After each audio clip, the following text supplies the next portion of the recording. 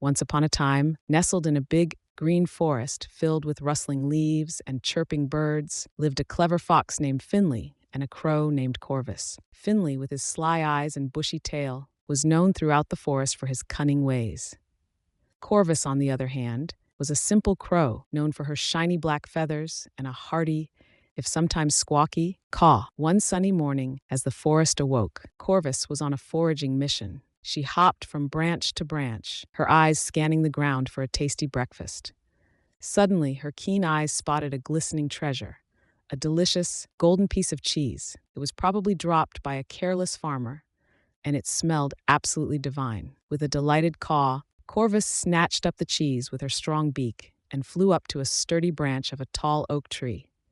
There she perched comfortably, preparing to savor her lucky find. The sun warmed her feathers, and the air smelled of fresh earth and blooming wildflowers. Down below, in the dappled shade, Finley the fox was strolling. He was on the hunt for a meal, his stomach rumbling with hunger. He sniffed the air, and his sensitive nose caught the enticing aroma of cheese. He looked up, and, sure enough, there was Corvus, perched high above with a prize in her beak. Finley's eyes lit up. He knew exactly what he wanted, that cheese. He knew, too, that he couldn't just snatch it. Corvus was strong and held the cheese tightly. He needed a clever plan. "Good morning, Mrs. Crow," Finley called out, his voice oozing with honeyed sweetness. "My, what a beautiful morning it is, and such lovely feathers you have.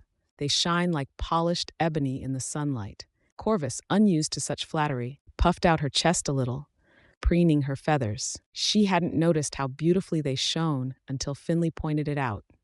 She was pleased. "Thank you, Mr. Fox," she replied, her voice slightly muffled by the cheese. Finley smiled, a glint in his eyes. "And tell me, Mrs. Crow," he continued, his voice even smoother, "have you ever heard anyone say that you have the most melodious voice in the entire forest? A voice that could charm the birds from the trees and the squirrels from their nests?" Corvus swelled with pride. She loved to sing, even though her voice was more of a loud caw than a beautiful song. But Finley's words were so flattering. She simply had to show him her singing abilities. "Well," she began, feeling very important. "I suppose," she puffed out her chest, opened her beak wide to show off her tongue, and prepared to sing. But just as she opened her beak, Plop, the cheese no longer held firmly, tumbled from her grasp and fell down, down right at Finley's feet. Finley, with a triumphant grin, snatched up the cheese. He looked up at the now empty branch and let out a hearty chuckle.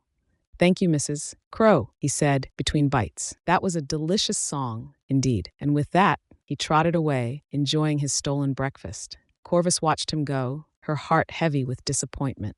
She had been so easily fooled by Finley's flattery. She had let her vanity cloud her judgment and had lost her precious cheese. A single tear, shaped like a tiny raindrop, rolled down her black feather. As she sat there feeling sorry for herself, an old wise owl, who had been watching from a nearby branch, hooted softly. "Don't be sad, Corvus," she said. "You have learned a valuable lesson today." Corvus looked up at the owl, wiping away her tear. "What lesson is that?" "The lesson is this," the owl said. "Don't trust someone who is too nice to you, especially when they want something from you. True kindness comes from the heart, not from the mouth." Corvus nodded slowly, understanding dawning in her eyes. She realized the owl was right. Finley's words had been sweet, but his intentions had been anything but kind. He had used her vanity against her. From that day forward, Corvus was much more careful. She learned to be wary of flattery and to think before she acted. She still enjoyed the sun and the forest, but she guarded her food with a newfound vigilance. She was no longer easily fooled. And as for Finley, he continued to be a clever fox, but he never again managed to trick Corvus. He knew she had learned her lesson.